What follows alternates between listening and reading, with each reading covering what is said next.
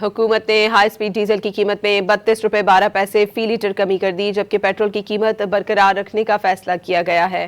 Petrol की कीमत 367 रुपये 58 पैसे फी लीटर बरकरार रहेगी। उधर 32 रुपये 12 पैसे कमी से हाई स्पीड डीजल की नई कीमत 353 रुपये 42 पैसे हो गई है। मट्टी का तेल 21 रुपये 34 पैसे फी लीटर सस्ता कर दिया गया। नई कीमत 428 रुपये 81 पैसे फी लीटर हो गई। हुकूमत ने हाई स्पीड डीजल की कीमत में 32 रुपये 12 पैसे फी लीटर कमी कर दी, जबकि पेट्रोल की कीमत बरकरार रखने का फैसला किया गया है। पेट्रोल की कीमत 367 रुपये 58 पैसे फी लीटर बरकरार रहेगी। उधर 32 रुपये 12 पैसे कमी से हाई स्पीड डीजल की नई कीमत 353 रुपये 42 पैसे हो गई है। मट्टी का तेल 21 रुपये 34 पैसे फी लीटर सस्ता कर दिया गया। नई कीमत 428 रुपये 81 पैसे फी लीटर हो गई।